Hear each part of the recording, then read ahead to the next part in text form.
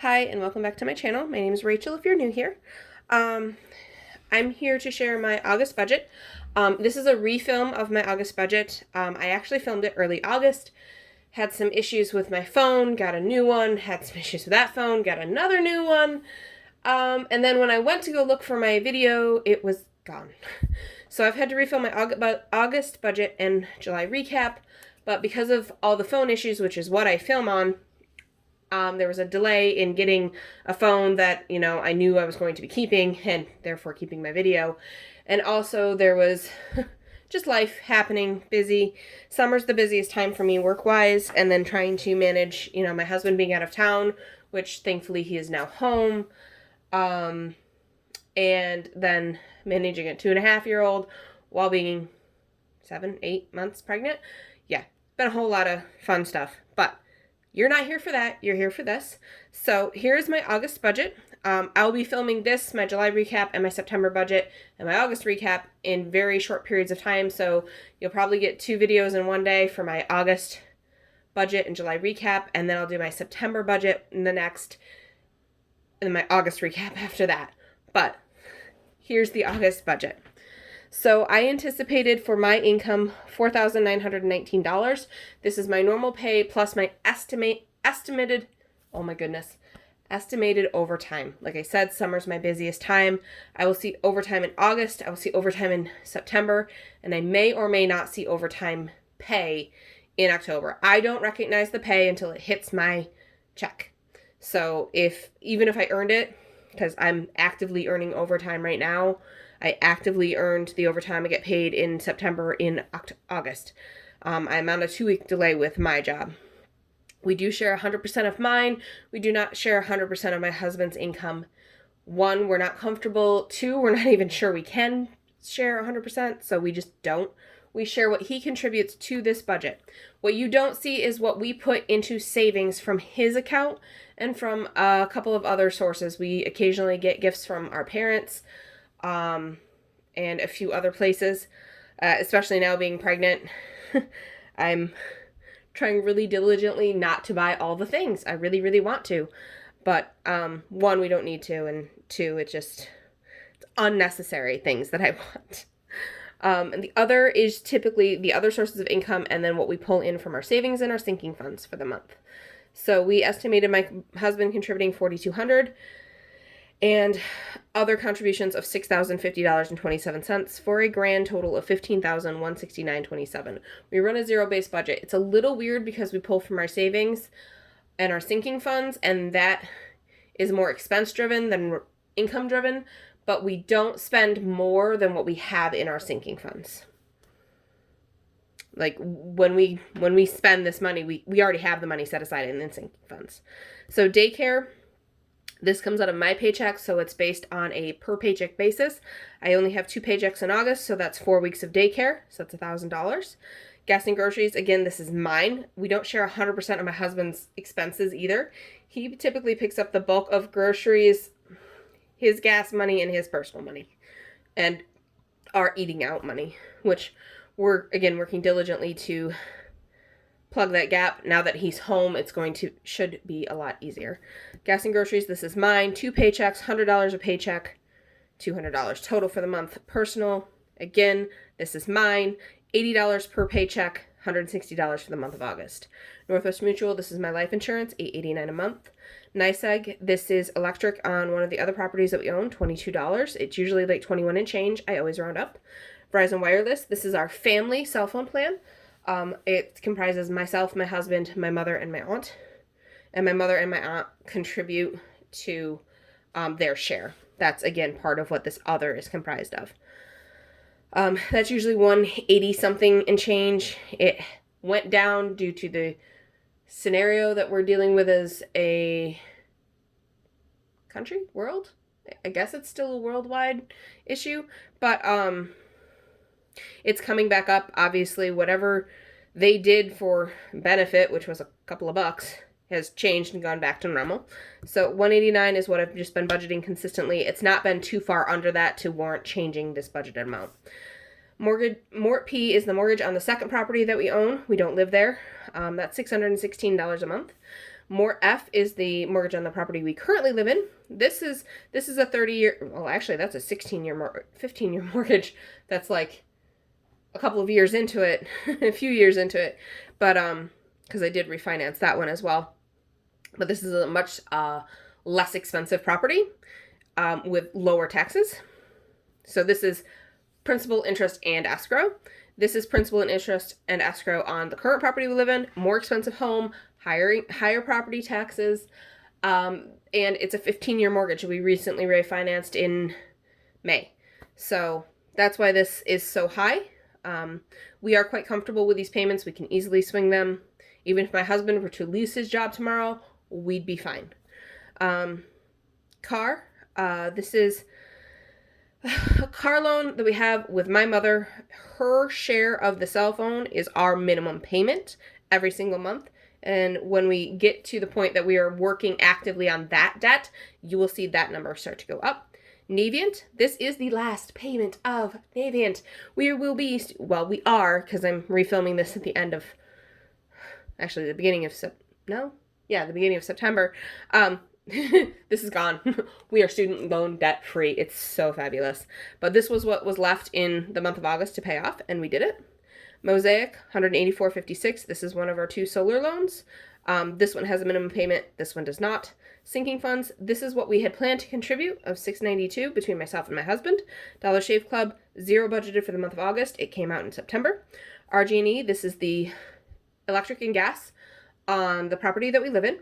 Because of our solar, our electric is literally like $20 because we pay the customer charge. We generate enough electricity that we will likely never see an electric bill again, which is fabulous. We have been accumulating enough power and selling it back to RG&E that I think we have enough credits from 3 or 4 months at this point in September. So that should get us through the winter when we have the least amount of sunshine. I have to go look into that a little more in depth. But yeah, I think that'll be great. I do have to bear in mind that for 3 months, I will be sitting at home, probably with the TV on, if not the music on. So I don't know how much energy I'll be drawing while I'm sitting at home. Obviously, I'll try to keep the lights to a minimum, but I'll also be a new sleep-deprived, not a new mom, I'm already a mom, but a mom with a newborn, sleep-deprived, and all that good fun stuff. So, we'll see how that all flows out, and then by next year, it should all even out. Spectrum is our internet. We are looking at other internet providers. The problem that we are encountering is the area that we live in. We have 2 choices, and yeah, neither, like the other choice is cheaper, but we also have heard that cheaper isn't always better, and we're getting kind of mixed reviews on service. So because I need to work from home part of the time, that's actually where I'm getting all of my overtime in, because I have that flexibility with my work where I can work overtime from home. I usually probably undercut the number of hours I'm actually working, but I try to be honest with myself about how much I'm actually working from home, even though I feel like I'm working way more than I'm actually reporting and requesting for payment. So we have to be careful with our internet. I have to have service. Garbage, not due this month. Water and sewer, not due this month. Other. So we cash flowed a few items in the month of August and again in the month of September, and will continue to do so. Part of my personal budget is actually going to start picking up baby items, because I realized I was getting a little overzealous and I needed to cut back and really reevaluate. But zero-based budget, $15,169 in income, $15,169 in expense. That's it for our August budget. Let's move on to the debt as of the beginning of August. So debt, we had the student loans of $3,045.49. As I mentioned, that's gone. Solar loan, $5,000. This has 0% interest until June of 21. We will have this paid off before June of 21, so we will never incur any interest on it. It is technically accruing interest, but if we get it paid off, we don't owe that interest. and that's at like 25, 26%, we refuse. It's only $5,000. Obviously, we managed to make it work for the student loans. We have something that we're saving for that's kind of a large dollar amount. It's actually around the $5,000 mark. So we're saving that up first, and depending on how things flow out, we'll determine when we pay that off. But this will definitely be paid off before June of 21. The RAV4 is my car. Again, this is the loan to my mom. As of the beginning of August, the balance was $11,403.02. Has 0% interest because it's a family loan. We are working desperately to try to get that paid off by March. Mosaic, this is our big solar loan. Beginning of August, $23,108.91. FSB is the mortgage on our second property. I am not currently recording the mortgage on our current property. That will come up in another budget or two. I'm not sure yet if I'm going to incorporate that into September or into October, but at some point you'll start seeing the mortgage on the property that we live on. Don't freak out. It's a big number, but we want to start tracking it more consistently because it is important to us that we keep track of it, because we have some big goals that we're trying to accomplish in less than 10 years. Like, we have a current goal that in 6 years we will be debt free. It also means that in 6 years we may be leaving our current state of residence. We're thinking about it. There's pros and cons. Starting to hear more pros than cons.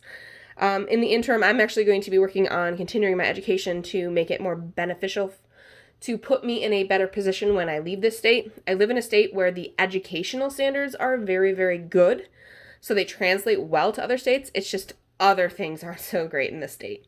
But that's a whole nother story. So debt at the beginning of August, not including the home that we live in, $75,485.61. We are working on whittling this down. We did huge things with Navient. We are very, very glad we're losing this.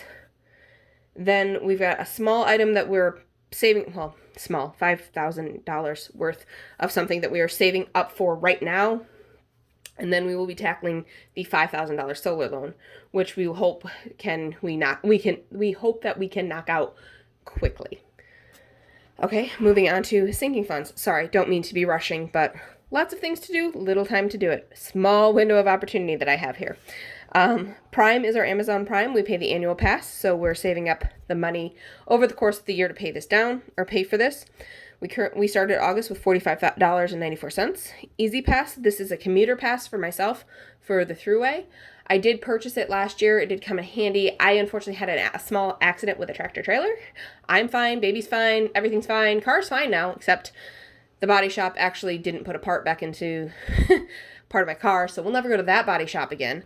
But we're debating about whether or not we actually get the commuter pass again, or if I just continue to drive the local roads instead. I'm finding that my gas economy, or my fuel economy, is much better if I drive the local roads versus the throughways, so I might just continue the local roads. Our winter is honestly going to determine a lot, but I'm going to have 3 months where I'm only driving to the doctor's office. But when I drive to the doctor's office, I'm taking the throughway, and you're going to hear my dog here in a minute. He thinks there's an intruder. It's just him and I in the house right now.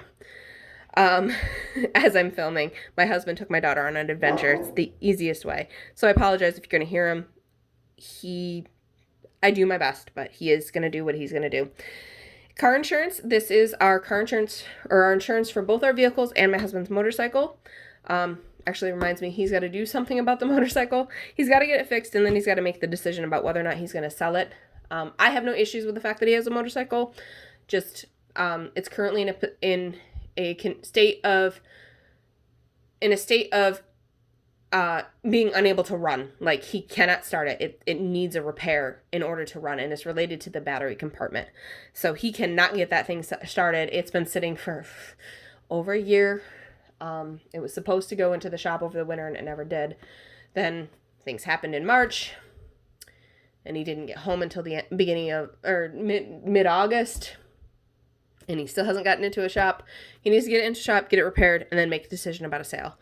He thought he had somebody on the line, but the wife said no. I don't blame her.